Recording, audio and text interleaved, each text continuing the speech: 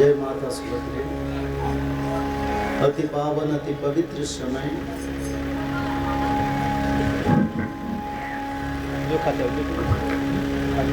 बिहार के छापरा डिस्ट्रिक्ट के आमनौर गांव में भागवत कथा के आज चतुर्थ दिवस है। कथा के विचारधारा में भगवान के 10 अवतार के बारे में विचार करेंगे, 24 अवतार के विचार करेंगे, युग परिवर्तन के बारे में शास्त्रों में क्या लिखा है उसकी विचार रखेंगे।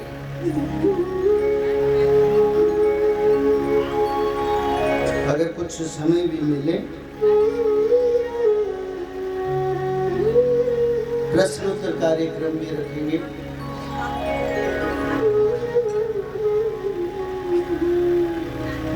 अनंत कोटि ब्रह्मांड के प्रभु भगवान महाविष्णु के श्री चरण पर अधम दास की अनंत कोटि बार प्रणाम। देव देव ब्रह्मदेव माता भवानी प्रभु श्री शंकर भगवान के श्री चरण पर अधम दास के अनंत कोटि बार प्रणाम। भगवान सूर्य देवता 33 कोटि देवा देवी अष्ट दुर्गा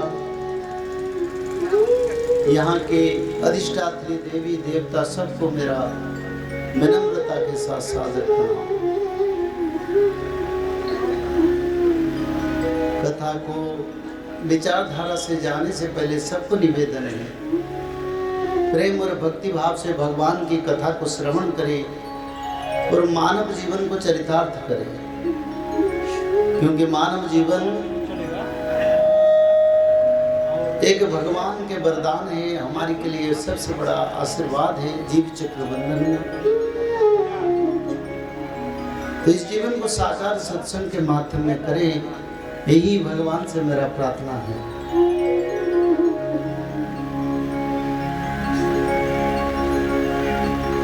भागी सजस्य वदने लक्ष्मीर्जस्यश्च वक्ष्यसि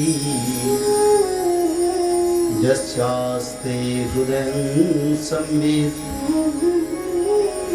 तन्नृसिंहं महं भजे। रोभ्यं शोभितं लाङ्गलसमुसलं कादम्बरी चञ्चलम् रत्नाड्यम्बरकुण्डलभुजवलैः राक्रान्तभूमण्डलम् वज्राभन्मरचारुगण्डजुगलं नागेन्द्रचूर्णोज्ज्वलम् सङ्ग्रामे चपलं शशाङ्कधवलम् श्रीकामपालं भजे। श्रीबलभद्रं भजे। मन्नाथ श्रीजगन्नाथ मद्गुरु श्रीजगद्गुरु मदात्मा सर्वभूतात्मा तस्मै श्री गुरवे नमो। आद्या देवी परात्परा भगवती या प्रकृति रूपिणी निर्लिप्ता गुप्त देहा त्रिजगत जननी वंदे श्री सुभद्रेश्वरी देवी ब्रह्माग्नि जाता महिषतनुहता शूललङ्गूढहस्ता रवणमहिषपृष्ठे शूलमावेद्यमाना गणपति फणि सम्राट जोनिलिंगेन्दुचूड़ा विरजा में मंगले मंगलानाम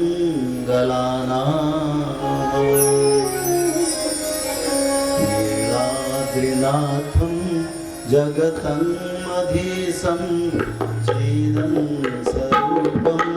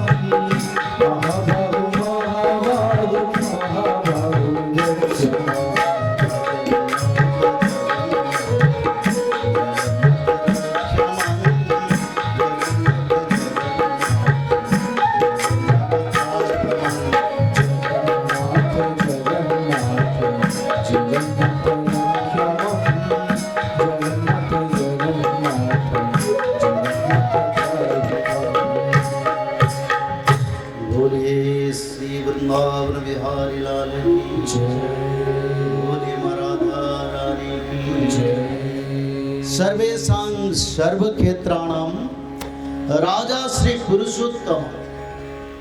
सर्वेषां सर्वक्षेत्राणां, ब्रह्मांड में जितना क्षेत्र, जितना धाम, जितना देवता, जितने अवतार, उसका राजा जगन्नाथ जी। सर्वेषां सर्वक्षेत्राणां राजा श्री पुरुषोत्तम। सर्वेषां सर्वदेवतानां राजा श्री पुरुषोत्तम। सर्वेषां सर्वशैवक्षेत्राणां राजा श्री पुरुषोत्तम। ब्रह्मांड में जितने देवी देवता, शंकर, ब्रह्मा, सबका राजा जगन्नाथ महाप्रभु। सब तो नाथ पर भगवान जगत का नाथ, जगत यानी ये धरती नहीं, यानी कोटि ब्रह्मांड का जो नायक है वही है जगन्नाथ महाप्रभु। बद्रीधाम जाएंगे तो बद्रीनाथ के दर्शन करेंगे, द्वारिका जाएंगे तब द्वारिका नाथ का दर्शन करेंगे, रामनाथ जाएंगे तो रामनाथ का दर्शन करेंगे, पर श्री जगन्नाथ धाम जाएंगे तो नाथों का नाथ, जगत का नाथ जगन्नाथ जी का दर्शन होगा। बोले प्रेम सनंद एक बार हरि हरि। ब्रह्मांड में और कोई भगवान नहीं जो भगवान का सेवा में नहीं। 33 करोड़ देवा देवी, सब देवा देवी भगवान का सेवा में। और एक बात बताता हूं, सब क्षेत्र को, सब धाम को जाएंगे, अन्न प्रसाद नहीं मिलेगा, क्योंकि भगवान अन्न प्रसाद पुरी में ही खाते हैं। बद्रीधाम में भगवान को अनाज दिया जाता है, दाल चावल ये सब दिया जाता है, और भोग में सूखा भोग लगता है। द्वारिकाधीश भी ऐसा है, सूखा प्रसाद लगता है, पेड़ा लड्डू और बहुत प्रकार मिठाई लगता है। रामनाथ जाओगे तो वही, क्योंकि सनातन धर्म में 4 धाम जिसको आदि गुरु शंकराचार्य ने प्रतिष्ठा किए थे। क्यों न चारों धाम जो रहेगा, ये चारों धाम उत्तर दक्षिण पूर्व पश्चिम सारा ब्रह्मांड में सनातन धर्म प्रचार करेगा और सनातन धर्म का रक्षा भी करेगा। वो चारों धाम क्या क्या है? पहला सत्ययुग का धाम है बद्री धाम, क्योंकि युगचारी, धर्मपादचारी और धामचारी, तो इसीलिए पहला सत्ययुग का धाम है बद्री धाम। त्रेता युग का धाम रामनाथ, जहां रामेश्वरम वहीं पर दक्षिण में, और तीसरा द्वापर युग की क्षेत्र द्वारिका धीश या द्वारिका धाम, और चौथा आदि क्षेत्र आदि वैकुंठ जगन्नाथ धाम। हर हिंदुओं को ये 4 धाम को पर्यटन करना जरूरी है। 4 धाम हो जाएगा तो वैकुंठ धाम के लिए हम अर्जी लगा सकते हैं। मिलेगा नहीं मिलेगा मेरे को पता नहीं, क्योंकि जो भगवान कृष्ण को, राम को, जगन्नाथ को, भगवान विष्णु को, भगवान के जितने 24 अवतार, वो जो भजन नहीं करते उनको वैकुंठ मिलना बड़ा मुश्किल है। तो इसीलिए नाथों का नाथ जगन्नाथ, जगत का नाथ जगन्नाथ, सबसे बड़ा मंदिर जगन्नाथ मंदिर, उससे बड़ा मंदिर भारत में किसी मंदिर नहीं है। जानते हैं? सबसे बड़ा मंदिर जगन्नाथ जी का है, ऐसा मंदिर कहीं नहीं है। और एक बात कहूं, जगन्नाथ मंदिर की छाया आसमान में दिखाई देता है, ऐसा कोई मंदिर है दुनिया में? ऐसा कोई मंदिर जिसका छाया आसमान में आएगा, नीचे नहीं पड़ रहा है। जगन्नाथ मंदिर का प्रदक्षिण करो, पर उस मंदिर का छाया धरती पर नहीं पड़ता। कहां पड़ता है?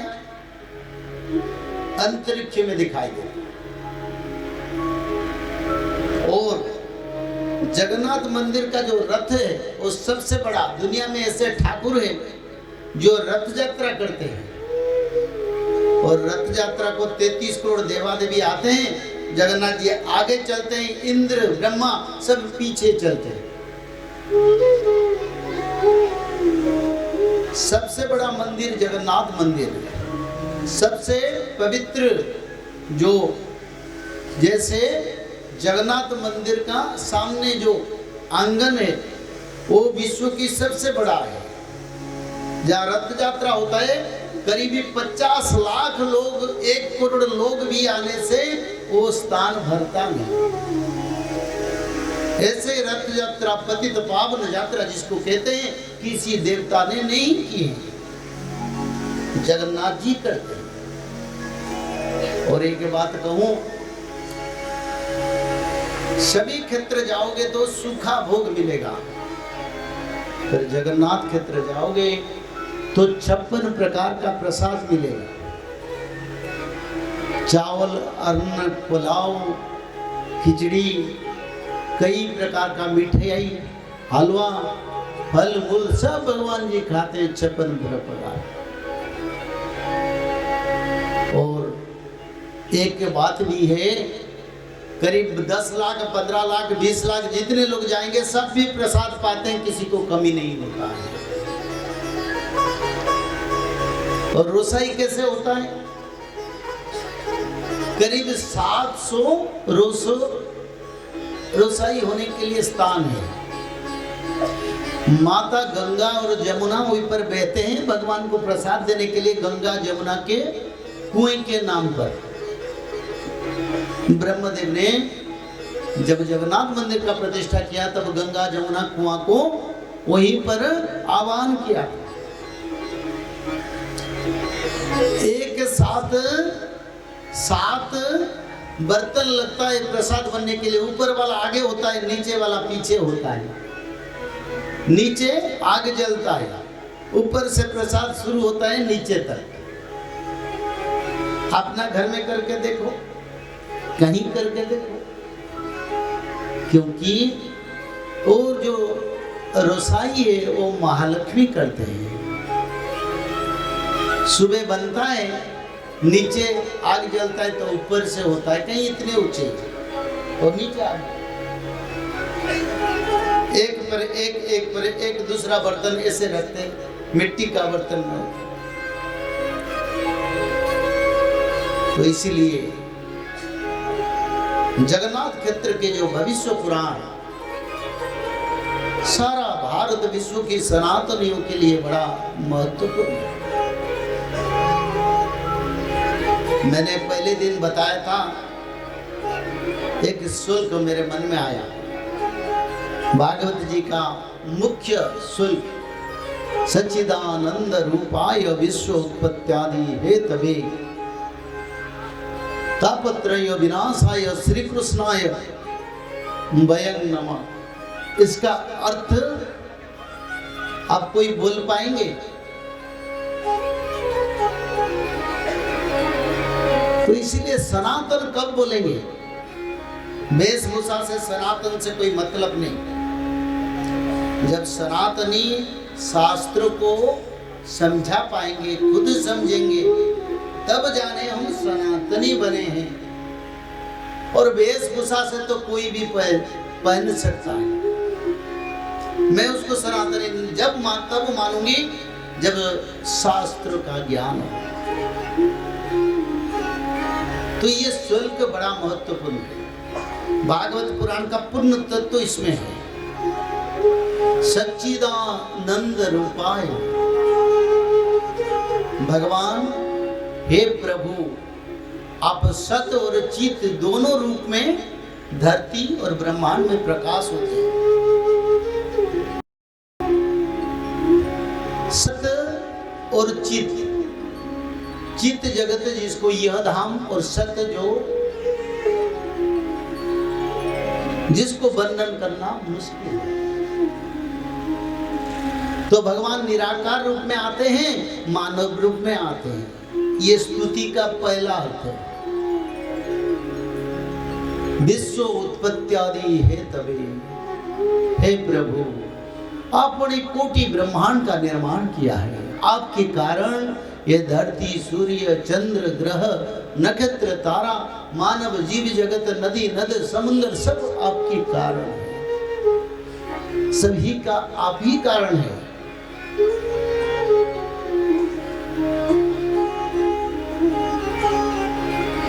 तापत्रय विनाशाय। तो ये त्रिपाप चक्र क्या है? जो भागवत जी पढ़ने से वो दहन हो जाता है, विनाश हो जाता है। तापत्रय विनाशाय श्री कृष्णाय वयं नमः। हे प्रभु, आपको बारंबार प्रणाम करते हैं। आप तापत्रय से मनुष्य को उद्धार करके वैकुंठ तक लेते हैं। तो ये त्रिपाप क्या है? जिस त्रिपाप का दहन हो जाता है जब हम भागवत महापुराण पढ़ते हैं। ये बड़ा महत्वपूर्ण है। मनुष्य जीवन में 3 पाप चक्र आता है। एक पाप चक्र जन्म से 12 साल तक मनुष्य को पाप लगता नहीं, तो उसी समय पाप चक्र में नहीं आता। 12 साल से 24 साल तक उनका किशोर उम्र होता है। जिस उम्र में मनुष्य जो पाप करते हैं वो पाप का कर्म फल मनुष्य को यह और पर जन्म पर भुगतना पड़ता है। इसको एक पाप चक्र कहते हैं। फिर दूसरा पाप चक्र 24 से 36-40 वर्ष उम्र तक, जिसको युवा उम्र कहते हैं।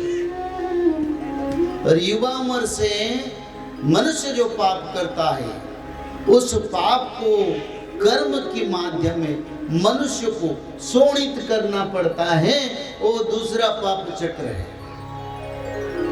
और तीसरा पाप चक्र जिसको वानप्रस्थ समय कहते हैं, 50 साल से आगे जितने दिन हम बचेंगे उसी समय में जितने पाप करेंगे वो तीसरा पाप चक्र। कुल मिला के मनुष्य का आयु 60-70 साल है और उसी समय में 3 पाप चक्र मनुष्य गति करता है और उसी समय जो कर्म करता है उसी 3 पाप चक्र से भगवान कृष्ण उद्धार करते हैं। तापत्रय विनाशाय श्री कृष्णाय वयं नमः। This is the meaning of the Bhagavat. तो क्या क्या पाप से हमको मुक्ति मिलना चाहिए? किसको पाप कहते हैं और किसको पुण्य कहते हैं?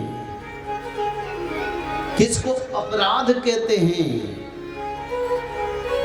उसका संज्ञा तो बताना पड़ेगा ताकि मानव लोग समझेंगे पाप क्या है, पुण्य क्या है, अपराध क्या है। ये तीनों तत्व बड़ा महत्वपूर्ण आध्यात्मिक तत्व है। पाप क्या बताइए? पाप किसको कहते हैं? कोई बताइए, हाथ उठाइए। अरे बोलो बाबा, बोलने से तो विचार होगा ना। पाप क्या है बताओ? किसी प्रकार से हिंसा करना पाप है। बड़ा अच्छा है। और कुछ? और कुछ? किसी तरह का वो हिंसा किसी भी तरह की हो सकती है, मुंह से, वाणी से, शारीरिक तौर पर या किसी भी तरह से हो सकती है। हिंसा करना ही पाप है। दूसरों को कष्ट पहुंचाना या हिंसा करना मानसिक, शारीरिक, आर्थिक या सामाजिक स्तर पर उसको प्रताड़ित करना, किसी भी प्रकार से प्रताड़ित करना ही पाप कहलाता है। बहुत अच्छा, आनंद है। बोले आनंद कुमार। और पुण्य क्या है? और कोई बोले, आप नहीं, दूसरा कोई बोले पुण्य क्या है? पुण्य क्या है? कोई भी एक बोलिए। जय श्री माधव। जय श्री माधव। बेटा, पुण्य यह है जो दूसरे को उपकार करता है, कोई गरीब उसको सहाय करना चाहिए हम, तो उसे भी पुण्य का दे। कोई भी कष्ट हो रहा है उसको भी सहयोग करना चाहिए, इसको भी पुण्य करता है। जय श्री राम। बोले आनंद के बाद बहुत अच्छा बात बोले। और अपराध किसको कहते हैं? जिस अपराध को जम यंत्रणा के सिवा और कोई चारा नहीं, यानी दोषी। अपराध किसको कहते हैं ये बहुत अच्छा भाषा से बताया, और ये भी बताया पाप पुण्य। व्यासदेव को अरण्य में सारे ऋषि मुनियों ने पूछे, बोले आपने तो 18,000 श्लोक में भागवत रचना किया। श्री भगवान भगवतानां मुखस्कलितमक्षरम त्र्यक्षरम महाबीजम अनंतं तं नियोजयेत् चतुर्विंशति ब्रह्माणं चतुर्श्लोके च नारायण नारद दशम श्लोके व्यासंश्चैव शतानि च अष्टादश सहस्रेषु कृत्वा सत्यवती सुतो। पराशर योजनगंधा के पुत्र भगवान व्यासदेव ने 18,000 श्लोक में भागवत को रचना की। तब सभी ऋषि मुनियों ने बोले आपने इतने श्लोक में भागवत रचना कर दिया, कौन समझेगा? भागवत कथा में 18,000 श्लोक कौन समझाएगा? और मानवों में तो कलयुग में संस्कृत ज्ञान नहीं रहेगा, तो क्या करेंगे? तो भागवत को कोई समझे तो उनको मुक्ति मिलेगा ना। तब सभी ऋषि मुनियों ने बोले भगवान व्यासदेव अब 2 अर्थ में भागवत को समझाइए। 2 अर्थ, जैसे ये बाबा बोला, ये बेटा बोला, पाप और पुण्य। तो भगवान वेद व्यास ने बोले ठीक है, 18,000 श्लोक का 2 अर्थ से मैं बताता हूं। तब सभी मुनि ऋषियों ने बोले हाँ आप अगर बता देंगे तब मनुष्य लोगों को इसका बताने के लिए हमको आसान होगा। तो व्यासदेव ने बोले ठीक है, अष्टादश पुराणेषु व्यासश्च वचन द्वयम्। बोले 2 बात मैं कहूंगा। तुमने बोला 2 बात, 2 बात में सारा भागवत को रख दूंगी। भगवान व्यासदेव खुद भगवान का अवतार। अभी भी भगवान वेद व्यास कलियुग के अंत तक वो अमर रहेंगे, कलियुग के अंत तक। पर कलियुग तो जा चुका है, आप सत्ययुग आ रहे हैं। पर हनुमान जी एक युग रहेंगे, अनंत युग, इसी युग को हनुमान जी रहेंगे।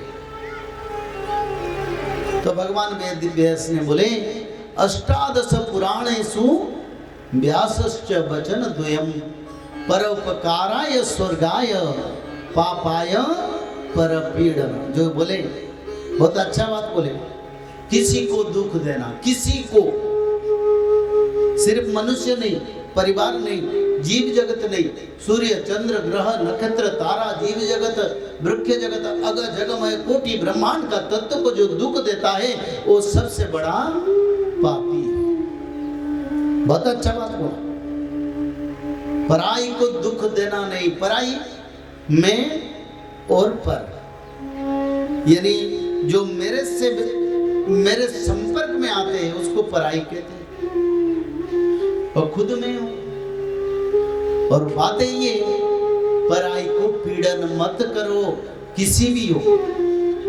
एक वृक्ष से एक पत्ता खींचने से पहले 100 बार सोचो ये मेरा क्या काम में लगे।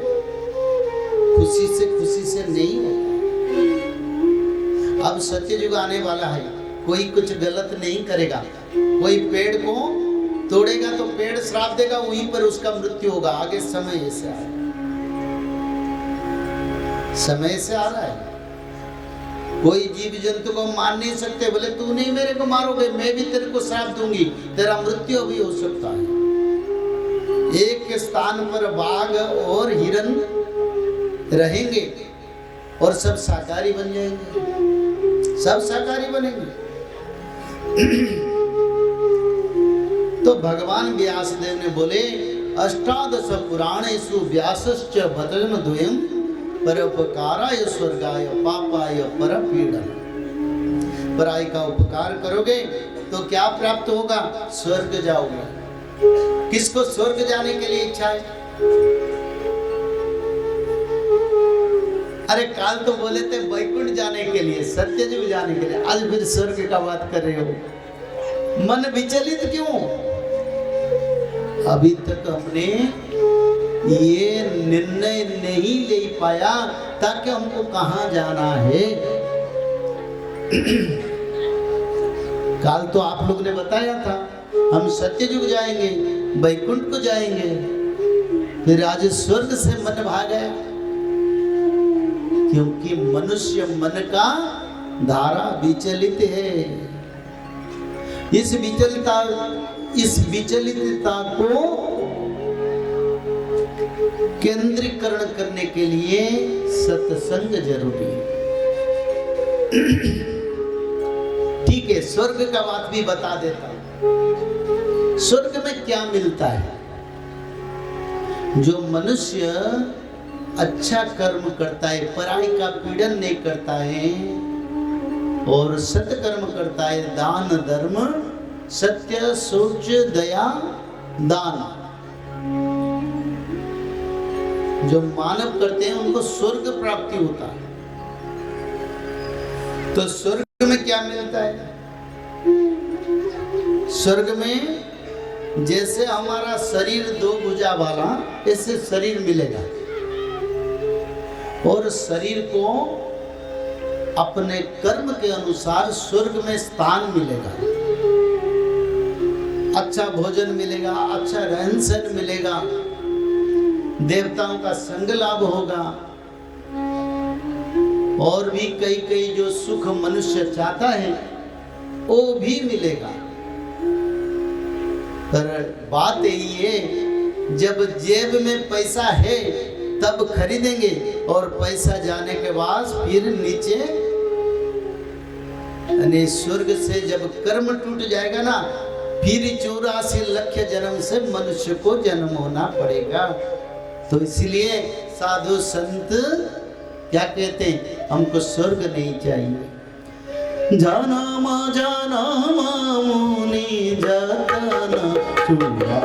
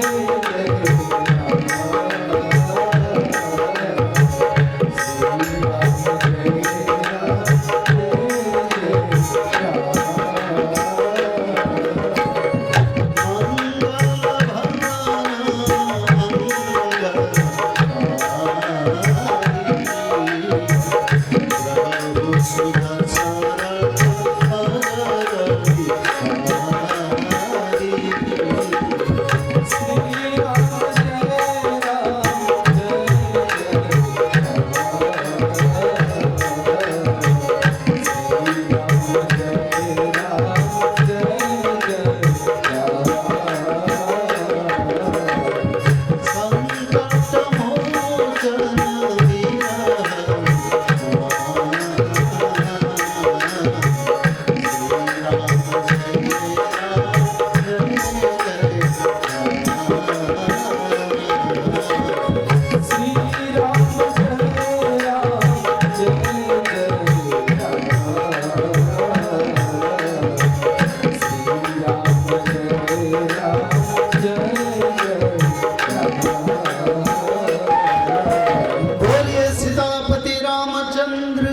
जय।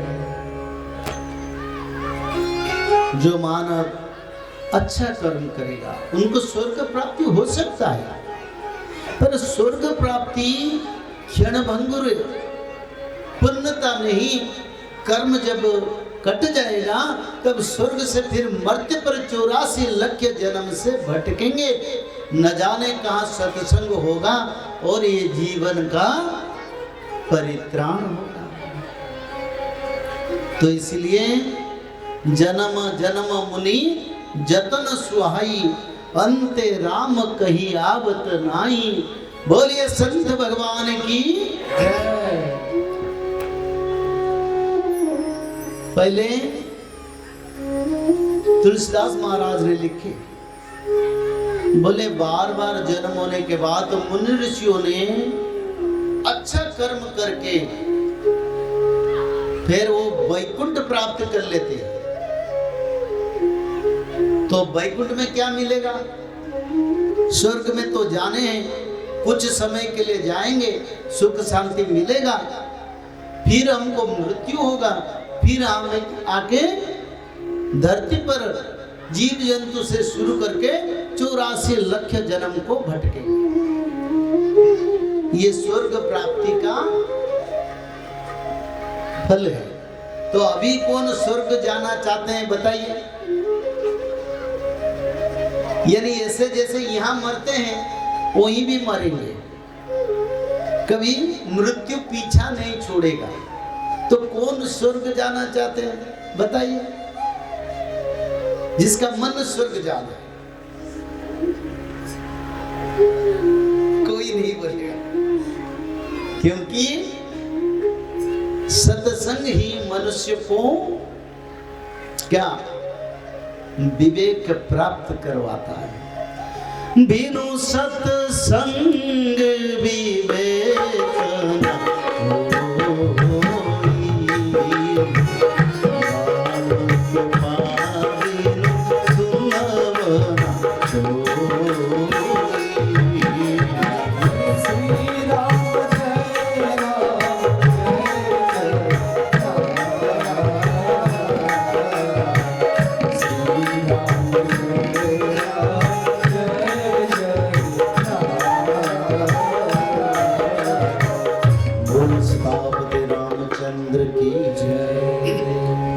बिनु सत्संग विवेक ना हो, राम कृपा बिनु सुलभ ना सोई। सुलभ क्या? तुलसीदास महाराज बड़ा भाव से लिखे, बोले सुलभ वैकुंठ प्राप्ति तब होगा जब राम का कृपा हो। और वो कैसे मिलेगा? न सत्संग। सत्संग एक ही माध्यम है। नैमिषारण्य में ऋषि मुनि रोज सत्संग करते हैं। देवता लोग स्वर्ग में, ब्रह्म लोक में, रुद्र लोक में, सभी लोक में सत्संग होता है। और कलयुग में धरती पर मानव का उद्धार के लिए भी सत्संग होता है।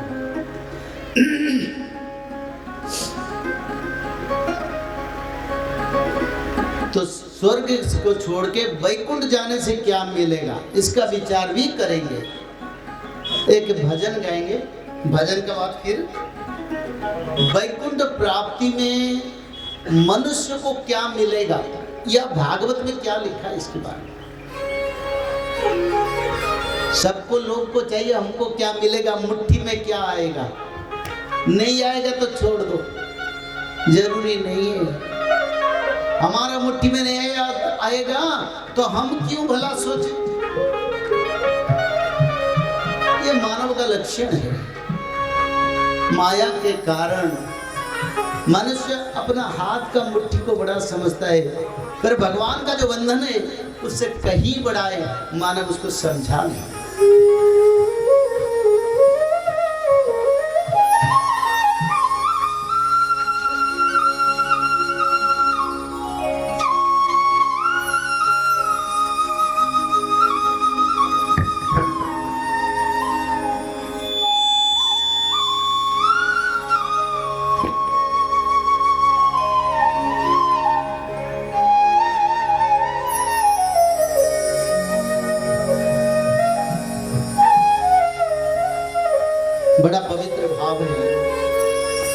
का बाद श्री वृंदावन में भगवान कृष्ण और राधा रानी में द्वंद्व हो गया, झगड़ा लग गया। और झगड़ा ऐसे लगा, बढ़ते बढ़ते राधा रानी ब्रज छोड़ दिया। बोले मैं ब्रज को नहीं जाऊंगा। क्यों नहीं जाओगे? ना बात यही था, बाके बिहारी लाल कभी कभी अलग गोपी माता के साथ भी बैठ के बात करना, हंसी मजाक करना भी करते थे। तो राधा रानी ने बोले देखिए, मैं तो राधा, आप ही कृष्ण, और कोई नहीं। प्रभु बोले अरे जितने गोपी देखते हो कभी ऋषि मुनि थे, उनको मैंने सत्ययुग में वर प्राप्त किया है और इस युग में उनका इच्छा भी पूर्ण करूंगा, क्योंकि मैं भगवान हूं। पर राधे के साथ के सिवा मेरा मन कहीं भी नहीं है। तो राधा रानी समझने वाले नहीं है और रुट गए। राधा रानी ब्रज को नहीं आया। एक दिन चल गया, 2 दिन चल गया, 3 दिन चल गया, ऐसे 6 दिन चल गया। तो भगवान ने प्लान बनाया कैसे राधा रानी को मना जाए। माँ राधा रानी को कैसे मना जाएगा। सारे गोपाल बालक के साथ बैठ के बड़ा पवित्र भाव से एक प्लान किए। राधा रानी को जाके मनिहारी की वेश में जाके माँ को चूड़ी पहनाएंगे और उसका बात माँ तो जान पाएंगे, क्योंकि राधा रानी तो दुर्गा माता है, योग माया है, वो सब जानते हैं। और उसका बात मान भंजन होगा और फिर ब्रज में नित्य वृंदावन, नित्य रास पूर्ववत चलेगा। इसी आधारित ये भजन है और इसी भजन को बड़ा भाव से लिखा है। और भगवान कृष्ण गोपालों के साथ जाके बरसाना के गलियों में पहुंच गए और छद्म वेश से, यानी मनियारी का वेश बना के चूड़ी लेके राधा रानी को पहनाने के लिए ब्रज से सीधा बरसाना। इसी आधारित ये भजन है।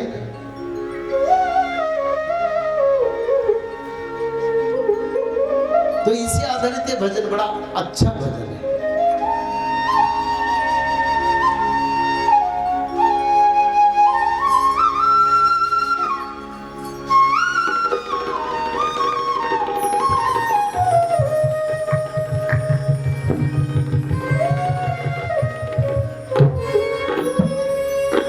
मनिहारी का भेष बनाया,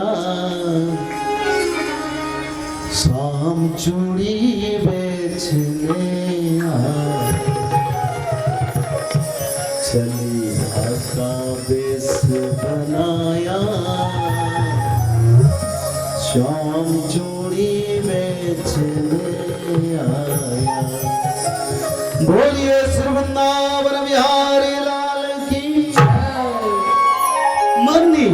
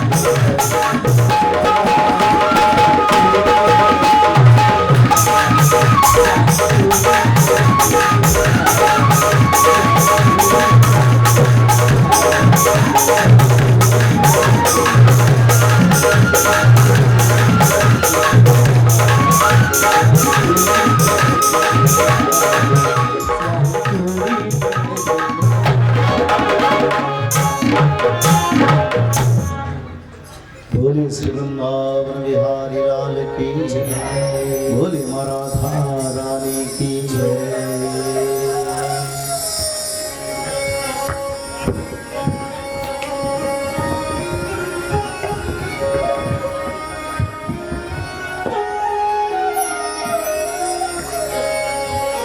बड़ा आनंद का भाव है, भले लोग भक्त कम है फिर भाव अच्छा है, क्योंकि भाव तो भगवान को प्यारा है। संख्या में भगवान देखते नहीं। देखो सत्य त्रेता द्वापर कली चारों युग में कितने ऐसे भक्त थे जिसको भगवान ने पहचान दिया, बोले ये मेरा भक्त है। तो वैकुंठ जाने से क्या फल मिलेगा? सब तो बोलते वैकुंठ प्राप्ति, परमार्थ प्राप्ति, निर्वाण प्राप्ति। आज उसकी विचार करें, ये वैकुंठ क्या है? सबसे पहले एक बात है, धरती से कई 1,00,000 योजन से दूर है वैकुंठ। जैसे यहाँ से दिल्ली 2000 2,500 कितना होता है, ऐसे वैकुंठ कितना दूर है? करीब 1,00,000 योजन वैकुंठ दूर है। दूसरा, आप लोग जाने हैं 14 ब्रह्मांड।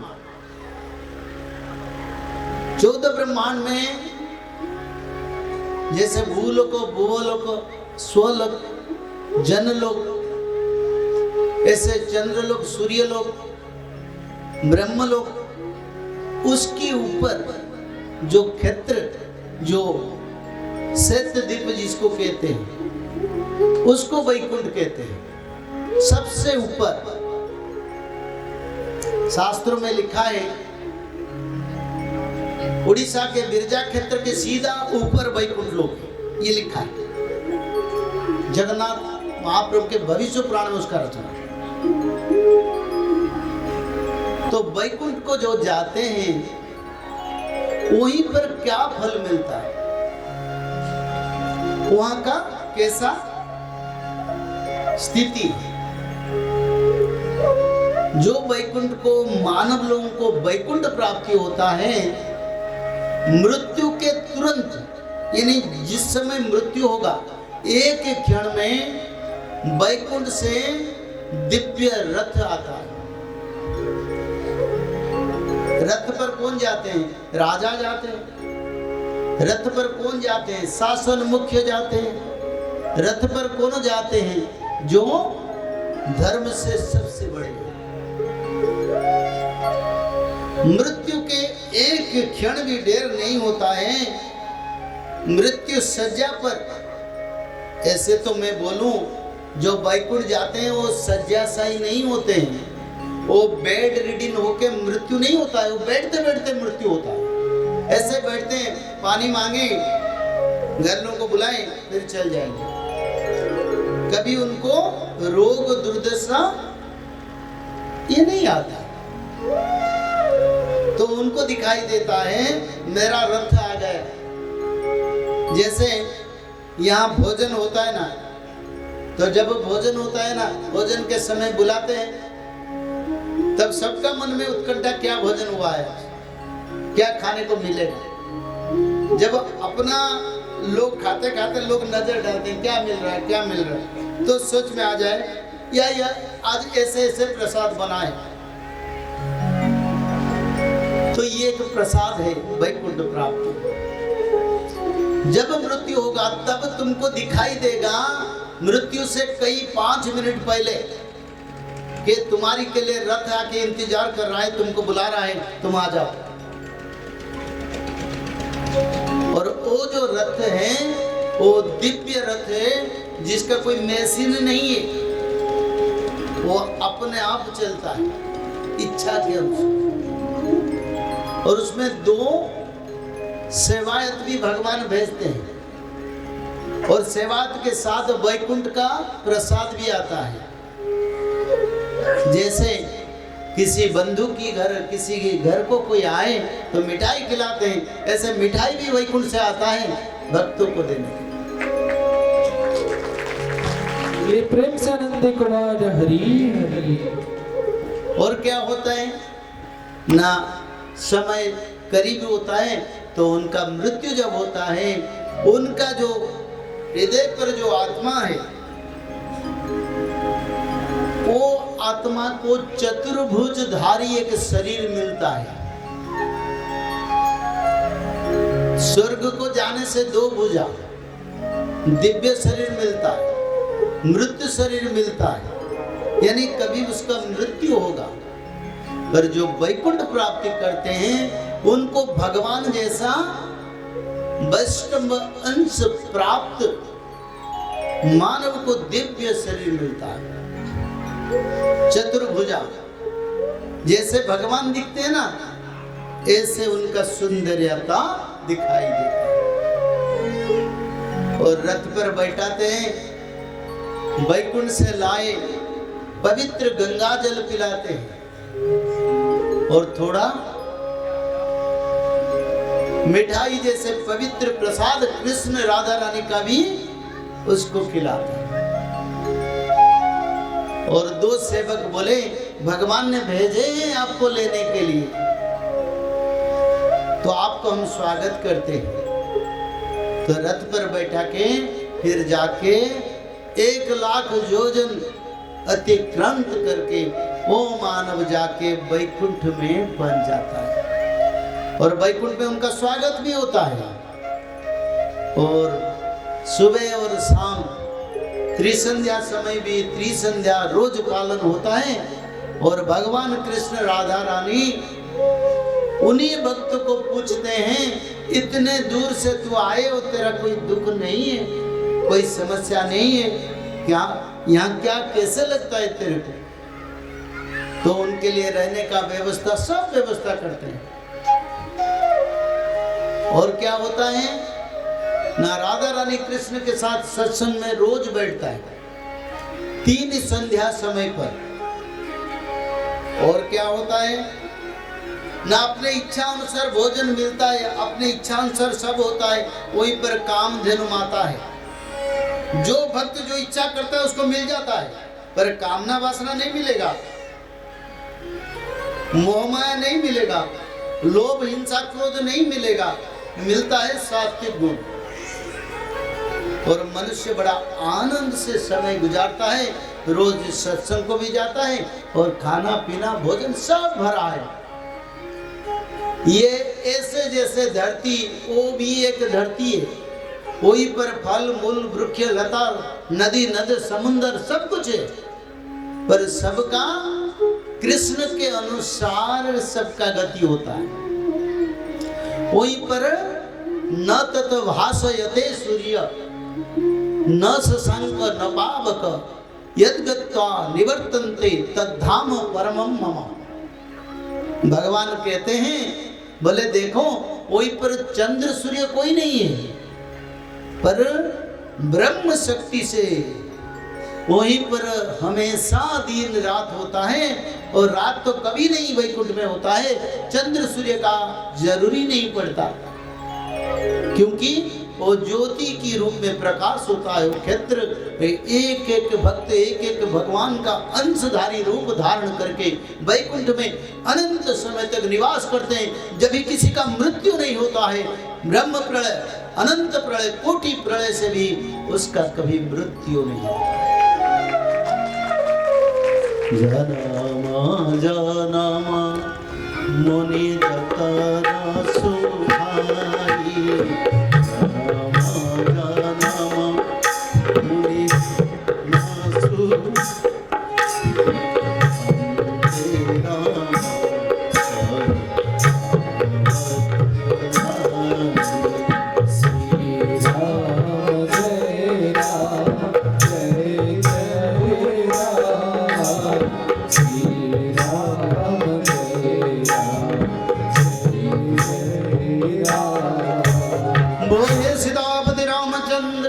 जय। तो इसलिए ये मानव समझता नहीं। यही मन में अगर होता या हर मानव को इस ज्ञान होते तो कभी मानव जीवन, कभी जीव चक्र बंधन में रहने के लिए जो कर्म से हम गलत करते हैं वो गलत काम कभी नहीं करेंगे। इतना ब्रह्म प्रलय हो जाता है फिर भी कुछ नहीं होता है। तो अर्जुन को भगवान कृष्ण ने बताया, बोले अर्जुन जब ब्रह्म प्रलय होता है तब सूर्य देव, चंद्र देव, ग्रह नक्षत्र तारा सब आके मेरे में समा जाते हैं। ब्रह्मा शंकर भी मेरे में समा जाते हैं। धरती अंधार बन जाता है पर मेरा वैकुंठ अंधेरा नहीं होता है। वहीं पर ब्रह्म प्रलय का जल नहीं जाता है, वहीं पर मेरे भक्त सुरक्षित रहते हैं। तो इसलिए वैकुंठ प्राप्ति के लिए क्या कर्म करना चाहिए ना, व्यासदेव ने बताया। परोपकाराय स्वर्गाय पापाय परपीड़न। पराई का गलत मत सोचो, किसी का सुख ना दे पाओ, दुख मत दो, किसी के मन को शांति नहीं दे पाओ पर अशांति मत दो, किसी को दान दे ना पाओ पर उसका दुखी मत करो, क्योंकि जो गरीब है वो क्या देगा? जो बड़े लोग तो देते हैं, जो सबसे गरीब जिसका घर में कुछ भी नहीं, खाता है पीता है, कभी उपवास रहता है कभी खाता नहीं, वो लोग क्या देगा? पर एक चीज तो दे सकता है, किसी गरीब दीन दुखी को तो आश्वासना दे सकता है, शांति दे सकता है, वो भी एक दान है।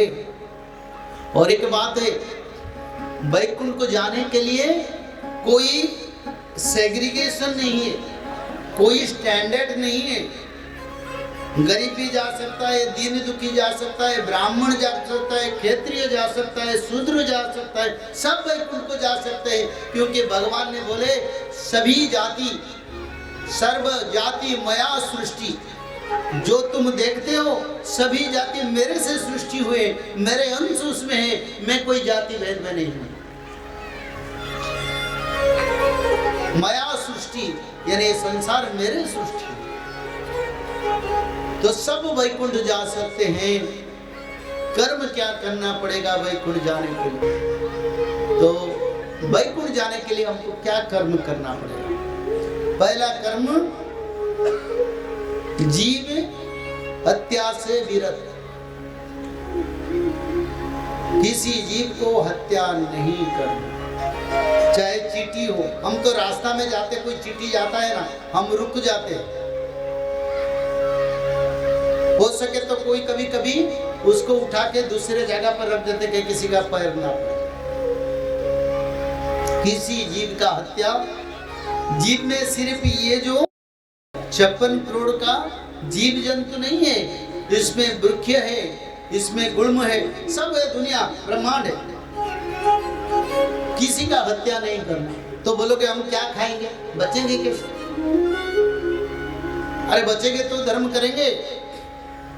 तो भगवान ने गेहूं धान जैसे अनाज बनाया, फल मूल का पेड़ बनाया, छोटे छोटे पौधे बनाया, मनुष्यों को खाने के लिए शाकाहारी की रूप से उसको भोजन कर सकते हो, उसमें कोई पाप नहीं लगता। पहला कर्म जीव हत्या से विरोध। दूसरा सत्यवाद, झूठ बात कभी नहीं करना।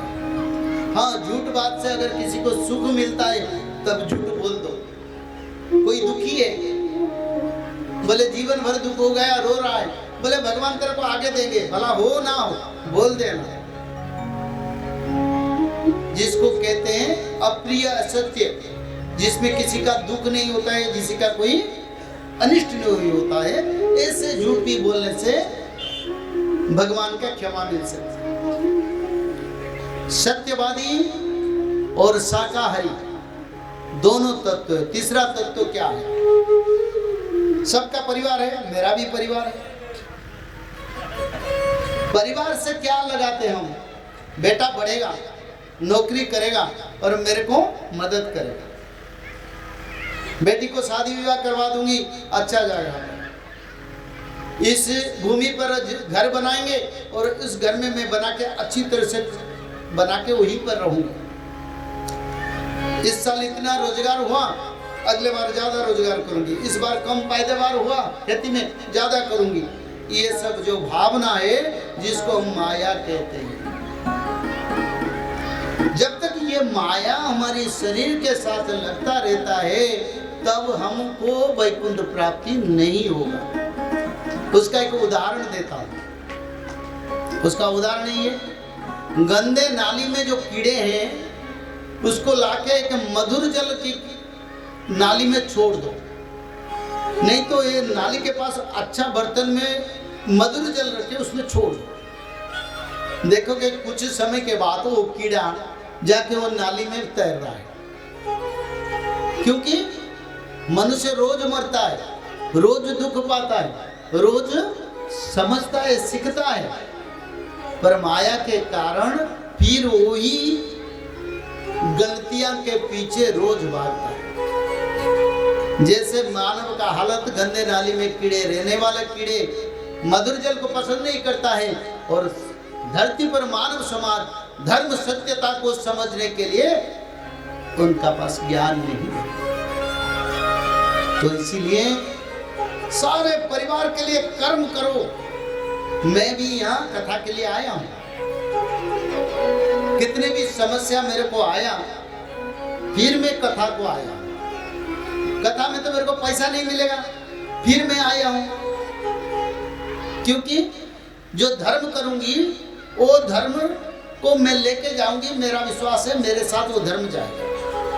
बस उतने के लिए हम आए।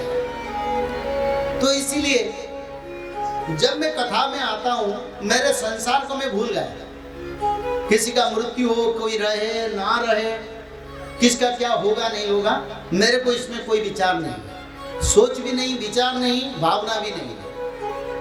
7 दिन कथा के बाद फिर मैं विचार करूंगी क्या हुआ क्या नहीं। तो 7 दिन में नहीं चलेगा। सारा जीवन भर ऐसे नियम को अगर हम पालन करेंगे तब हमारा भावना माया से दूर रहेगा। तो माया से दूर रहने के लिए देखो, मेरा पास ये एक गिलास है, अगर इसको किसी को मैं दे दूं, दूसरा गिलास पानी नहीं है पीने के लिए। तो माया भी एक तत्व है दुनिया में। अगर ये माया तत्व को भगवान को दे देंगे और माया तत्व हमारे पास नहीं रहेगा, हम वैकुंठ प्राप्ति करेंगे।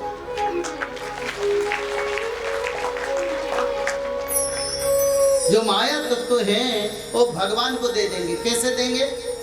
प्रभु जो बेटा दिया है ना, मैं तो रोज उनके लिए मेहनत करता हूँ, पर आप जिम्मेदारी आपके ऊपर, मेरा कोई जिम्मेदारी नहीं है। उसकी के लिए सुबह से शाम तक जो मैं सोचता हूँ मैं कभी नहीं सोचूंगा, वो तुम्हारी ही बेटा है, मेरा बेटा नहीं है।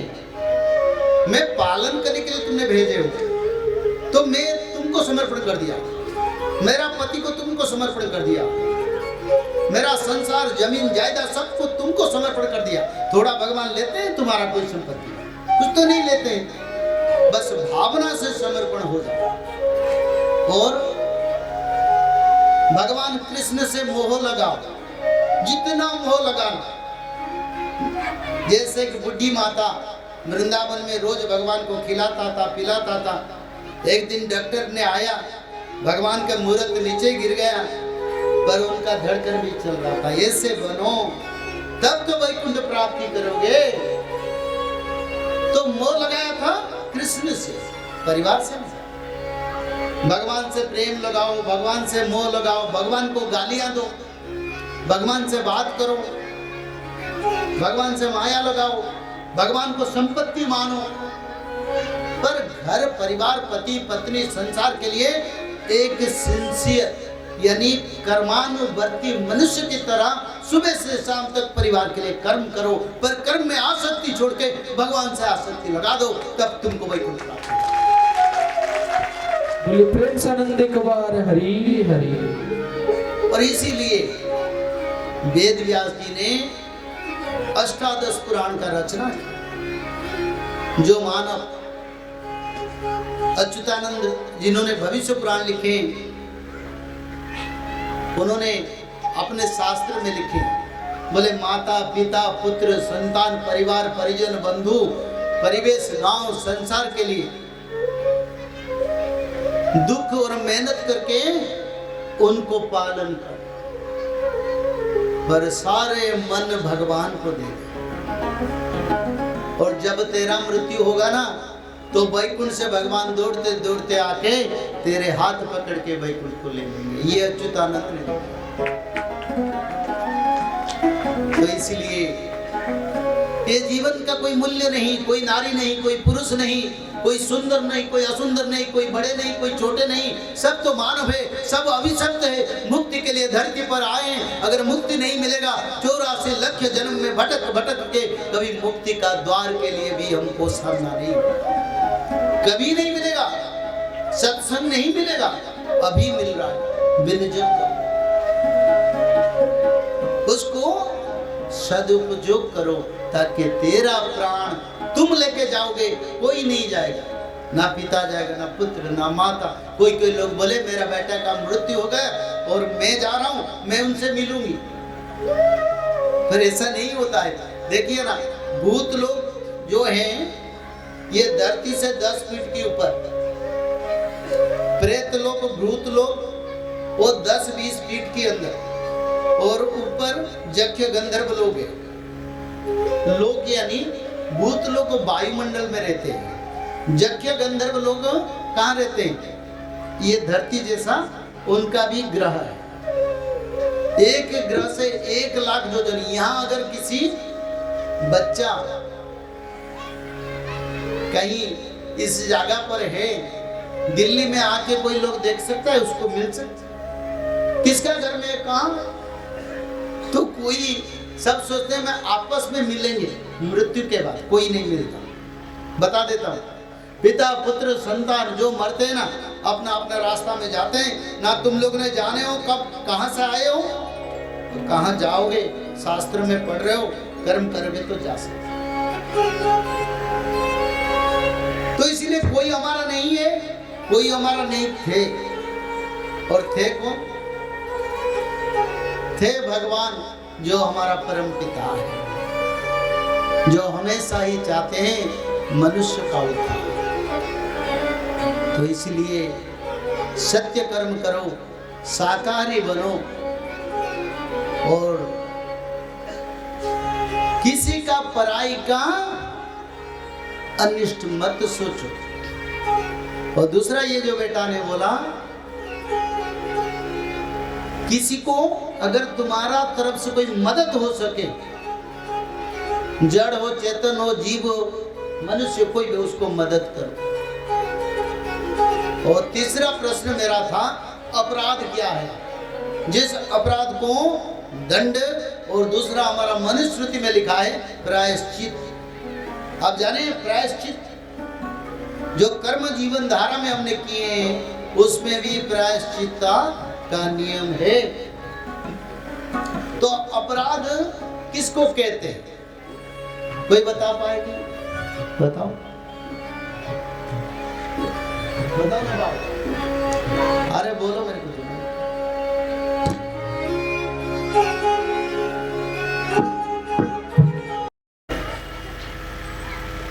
इसमें लोभ आ गया, मोह में। मोह यानी मेरे परिवार का डेवलपमेंट के लिए मैं काला धन भी उपार्जन करूं। समझते? ठीक बैठो। तो ये दोनों तत्व लोभ मोह में परिवेश जो गलत कर्म करता है और उसको सही तरह से वो समझता है, ये मैं गलत कार्य के माध्यम में रोजगार कर रहा हूँ, पाप कर रहा हूँ, वो भी अपराध कहते हैं। 12 साल तक तो अपराध तो नहीं लगता, पर 12 साल के बाद जो पाप हम करेंगे, 80 साल की उम्र में भी उस पाप के लिए हमको दंड निश्चित, वो दंड से हमको मुक्ति नहीं मिलेगा। तो आप पूछिए, हम वैकुंठ नहीं जा पाएंगे? क्योंकि तुम्हारा पास लोभ मोह को तुमने नहीं छोड़ा, परिवार के लिए लोभ मोह को विनियोग किया, इस कारण वैकुंठ नहीं होगा। हाँ, अनजाने में कभी कभी गलती भी होता है। किसी के घर में गौ माता मर जाता है, रस्सी में बंधने के समय कोई गाड़ी चलाते चलाते जीव जंतु के ऊपर चढ़ जाता है। कोई जानबूझकर भी क्रोध के कारण हम किसी का बुराई भी करते हैं, उसके लिए प्रायश्चित का प्रावधान है। उसमें एक ग्रंथ हिंदू शास्त्र में है जिसका नाम मनुस्मृति है। कौन सा कर्म करने से क्या फल मिलेगा। तो जीवन भर जो कर्म किया, आप लोग जो आए, सबका तो कुछ ना कुछ कर्म इधर उधर हुआ है। उस कर्म से मुक्ति के लिए क्या करना चाहिए? हमारे पास पैसा नहीं है, हम गरीब हैं। हमारे पास ज्ञान नहीं है, हम अज्ञानी हैं। हमारे पास साधन नहीं है, मैं उम्र हो गया, तो हम कैसे उसमें उद्धार हो?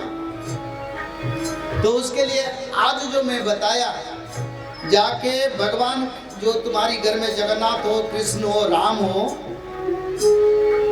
और भगवत गीता हो या भगवत शास्त्र हो, उस शास्त्र को भगवान के सामने चूम के बोलो प्रभु मेरे जीवन में ऐसे ऐसे कर्म मैंने किया हूँ, पाप किया हूँ, और कोई तो नहीं देखता है, आप तो देखते हैं, आप तो जाने हैं प्रभु, ऐसे ऐसे पाप मैं सारा जीवन में किया है और आज सत्संग में मेरे को ये पाप से मुक्ति के लिए ब्राह्मण देवता ने बताया।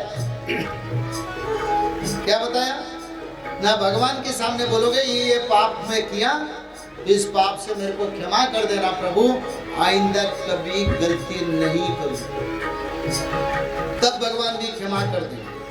पर यहाँ से जाने के बाद फिर वही पाप करोगे तो नरक का विचार मैं करूंगी आगे, नरक फल में तुमको क्या मिलेगा, क्योंकि आज तो मैंने बता दिया तुमको धर्म क्या, अधर्म क्या, पाप क्या, वैकुंठ कैसे प्राप्ति, स्वर्ग प्राप्ति कैसे, मनुष्य जीवन का धारा क्या, सारे बता।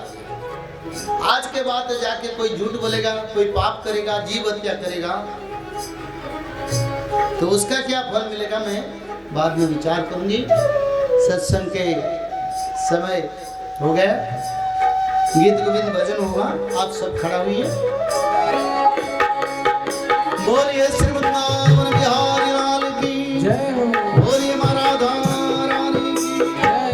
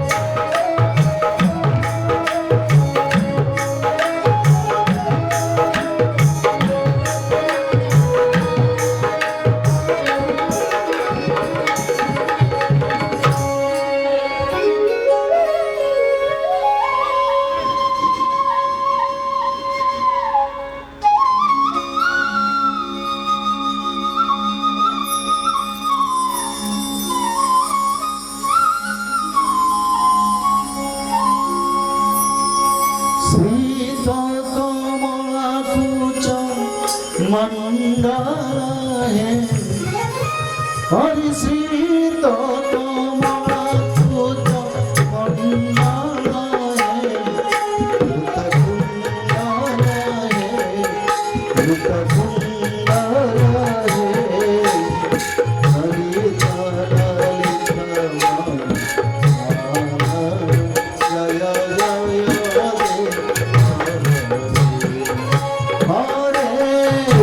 हरे जय जय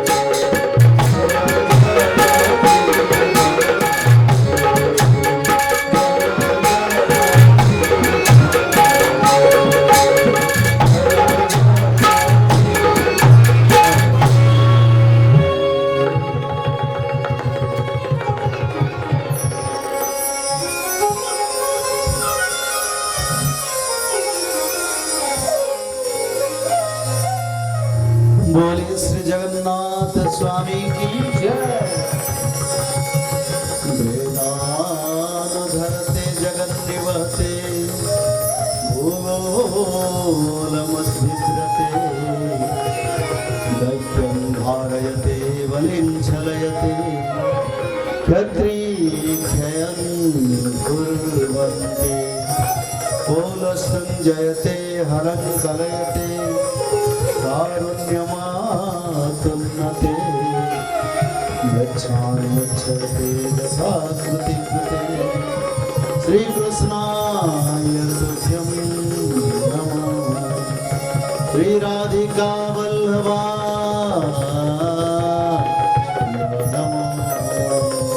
बोलिए श्री वृंदावन बिहारी लाल की बोलिए राधा रानी की बोलिए वेद व्यास भगवान की बोलिए भागवत महापुराण की बोलिए श्री जगन्नाथ स्वामी की बोलिए बलभद्र भगवान की बोलिए माता सुभद्रा मैया की बोलिए सुदर्शन महाप्रभु की बोलिए देवदेव ब्रह्मदेव की बोलिए उमापति महादेव की बोलिए माता भवानी की बोलिए माता अष्ट दुर्गे की बोलिए परशुराम भगवान की बोलिए सर्व देवा देवी की बोलिए आज की सत्संग की